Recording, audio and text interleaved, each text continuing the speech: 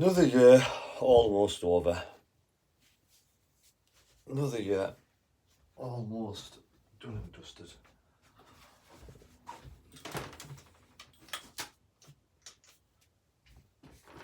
Oh. Right, where do we go? Where do we go? Where do we go? He didn't play there for starters, did he? And now,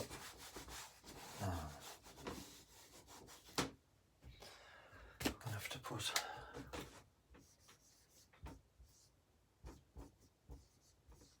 I don't even know if I spelled his name right, because I'm an absolute terrible speller. And who else was in the team? 1, 2, 3, 4, 5, 6, 7, 8, 9, 10. Sims. Right. Right. Sorted. That.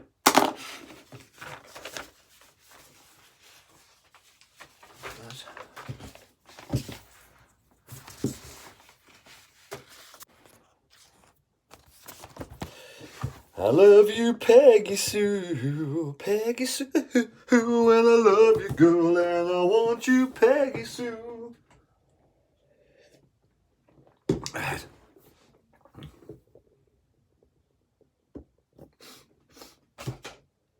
Well, here we go, back again with another match day preview. Yes, another match day preview.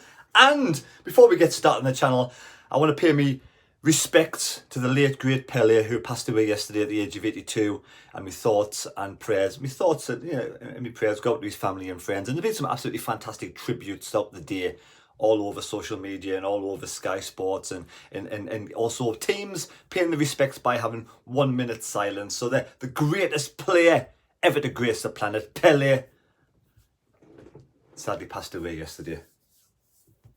Very sad time.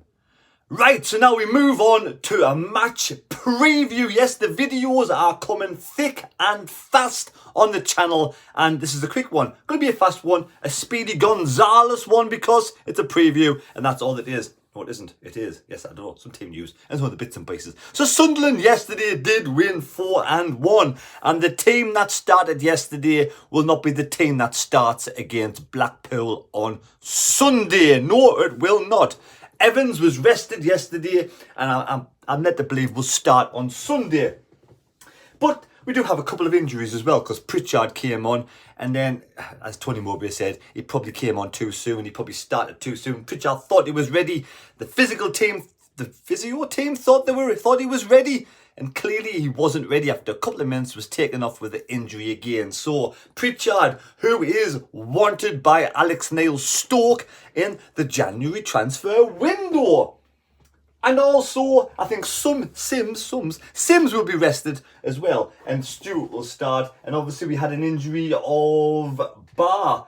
Barr got stamped on. Disgusting challenge by the Wigan player. Stamped maliciously on Barr's feet on his toe. I thought it was a malicious challenge for me. It's just the way I took it. I might have been completely wrong. Michael Salisbury, the referee, thought nothing happened whatsoever. It was a perfectly good challenge. But Barr went off after Salisbury ushered him off the park, and he was substituted. Now, will he be ready 2 days later? I don't know how bad this toe situation is, so I'm going to say if he's not ready, then Roberts, for me, will start the game of football. And it will be the same kind of team and formation, 5 at the back, as it was against Wigan yesterday when we absolutely smashed Wigan. Yes, Patterson had a really good game, and goal 09 for me was absolutely awesome. And I tell you what, here's a moment now. Luke 09 made an absolutely decision yesterday, an imperative, fantastic, precise challenge in the box. I think it was one's a peach when this happened. So this, if he'd getting through of Luke 09 had brought him down, it could have gone a different way. That's how, the gear ebbed and flowed in the first half to the second half. And I think it was one's a peach when this happened. Watch this. Watch this challenge from Luke 09. Luke 09 here. Superb So there we go, fantastic Luke 09. So yes, we are going to Blackpool. The Seasiders, 1887, were founded, 135 years young. Bloomfield Road is the football pitch. It was, I think that opened in back about 1899. 1899 it opened, it did. Back in 1899, renovated a couple of times throughout the years from 1999 to 2000 and onwards, different sides of the ground being renovated. Now they are second off bottom and they're having a really poor run of things at this moment in time. But Blackpool are a good side. They're a good team and they've been in the Championship a couple of years, so it will not be an easy game. Not a hard game. It will not be an easy game. It'll be a difficult game. Yes, a very difficult game. We cannot take it lightly. We've got to go there, pay Blackpool the respect, but still try and overrun them and get the 3 points. So they've won 6, drawn 7 and lost 12 with 25 points, minus 10 goal difference. Now, how close is the Championship at this moment in time? How close is it? And did you expect Sunderland to be in 4th place? Some people told me they were going to be, they were going to win the table at the start of the season. Some said they're going to be in the playoffs. Some said they're going to be relegated. I thought 12th, but I'm over the moon and buzzing at this, the way things are. And also, Sunderland, we got 37 points.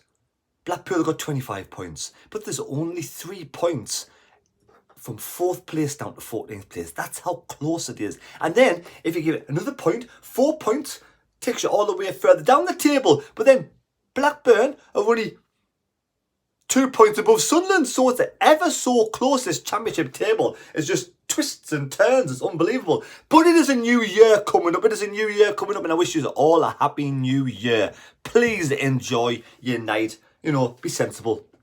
Don't get too drunk. Be sensible. I hope you enjoy your night, because I've got a live stream coming to you on New Year's Day when Sunderland do play Blackpool. But the whole of 2022, Sunderland have won 21 league matches, and we'll call it playoffs as well. League and playoff matches, 21 games. We've drawn 16. We've only lost 13. So a really good new year, and I hope you all have a brilliant, happy new year. Now, Blackpool's winning results. They lost to Sheffield United. They drew against Hull. They drew against Cardiff, they drew against Birmingham, lost to Wigan, lost to Borough, lost to Luton, lost to West Bromwich Albion. The last time I won a game of football was back in 1962. Back in 1922. Yeah, just gone. This year, one that's just gone. 2022, 29th of October was the last time Blackpool won a game of football, when they beat Coventry 2-1. Head-to-heads, we've won 27, we've drawn 19, we've lost 19. Good run of results against Blackpool. We beat them in the Cup 3-2. We did draw earlier on this season, nils apiece. It wasn't nils apiece. Sunderland's run of form has been absolutely, on tip-top form at the moment. We've out of 18 points, we're getting a possible 13. We get 13 points out of a possible 18. Yes, 13 points out of a possible 18. The teams that we beat: Wigan, we beat Blackburn, we drew against Hull, we lost to West Bromwich Albion, of course, we beat Millwall, Birmingham, and, just absolutely great.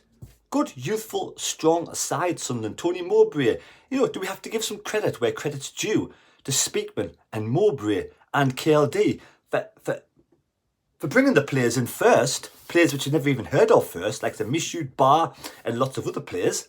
But not just that, Tony Mowbray's come in under the radar, and he's forming this team. He's grown these youngsters and improving these youngsters like a mad as well. So credit where credit's due. They're not the kind of, Tony Mowbray wasn't my choice, it wasn't your choice, but, end of the day, well done, Tony Mowbray. You have to give credit. He gets the slack when we lose the game. We have to give the lad a credit when he wins the game. He's doing a great job at this, at this moment. He's doing a great job. But can we take it into the new year, 2023? How has that happened? 2023 already. Unbelievable. Can't believe it. Anyway. Ethan Webster and Alan Smith, absolutely fantastic. Used two, the only two that I know that I can remember that I could see, got the score prediction correct of 4-1. I hope you put a big fat slice of a web on it and got about 25,000 to 1. That would have been great. 4-1. Well done, those two gadgets. 1 point for you in the big book of C. You can win a shirt if you get the score predictions correct. in the table for the full season. 6 points is leading, 1 point for a correct score. So you've got plenty of games to go. Go on a good run. You could do really well. So, yes, Blackpool. We travelled to Blackpool, and this is what it says. Sunderland will look to begin 2023 how they left off in 2022 on Sunday, New Year's Day, taking on Blackpool Bloomfield Road. Having secured 2 wins on the bounce over the festive period, Thursday's 4-1 triumph at Wigan Athletic taking us into 4th in the Sky Bet Championship table. We now look to continue momentum as we face off in Lancashire once again. The fixture will be the last round in the Championship schedule before the commencement of the Emirates FA Cup Round 3. Despite Tony Mowbray's defensive selection concerns heading into the Wigan contest, a reshuffled back X5 excelled at the DW Stadium. Alessi, Bart, Gooch, Sirkin, all doubtful, and Elliot Embleton is out for a long time. But Luke 09 will be in contention to make his 200th Black Cats appearance. 200th! Again. How on earth that happened? 200 appearances for Lucas 09. Lucas 09 on the left-hand side. Absolutely amazing. Well done, Luke 09. You are the most improved player in my eyes this season. I'd never thought in the month of Sundays you would make it. I was hoping you would. I had the doubts in my mind, but you've proven me and many others wrong. Well done, Luke 09. You're like a rubber ball. He takes the knocks. He puts the challenges in, and he just seems to bounce back off the floor and gets on with it. Absolute tank. He's a mini tank, Luke 09. He's a mini tank. And I wish him all the best. I hope. Tony Mowbray said something about Premier League play. Could be a Premier League player. Could Luke 09 actually be a Premier League player one day? Hopefully with Sunderland next season. Will we make the playoffs? Will we get promoted this season? And do the people in charge of Sunderland, KLD and Speakman, do they actually want to get promoted this season? You let me know in the comments down below. Because Ross Stewart wants to stay. Allegedly, Ross Stewart said he wants to stay at Sunderland, but contract talks have came to a halt. Contract talks have came to a halt. Why have they come to a halt? Is this because Stewart wants too much money? Or is it because the owners don't want to give him too much money? Which way is it? You know, is Stewart wanting more than he's deserved? Or should we give him whatever he wants? They do have something in place there at the club where they don't sort of, you're not going to pay players, and they'll be held to ransom, are they? So I don't know which way to go on this one. I don't know whether Stewart's asking for too much with his agent, or whether the owners are saying, nah, you're not getting that much, you don't deserve that much. But I think Stewart deserves really a good chunk of a pay rise. And I think we should do what we can to keep him here without actually going way over the board. But then again, if we pay him a lot of money, we'd save a lot of money in the long run.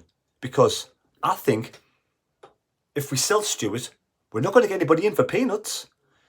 Clubs are going to hold us for ransom.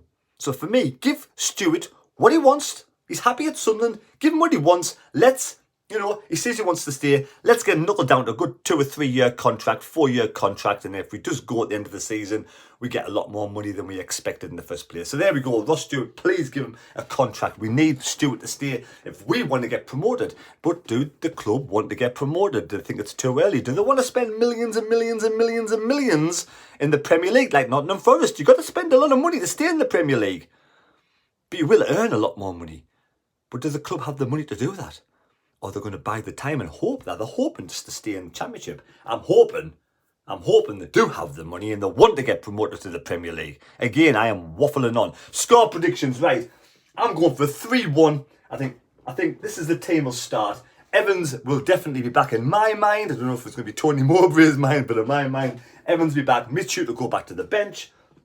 And all the rest will be the same apart from Stewart. I'm going for 3-1. Ahmad is absolutely awesome. We will not be getting Ahmad next. Don't even think about it. No, we're not. We won't sign Ahmad. Man U said he's not for sale. Man U said there's no price tag. There's nothing in the clause.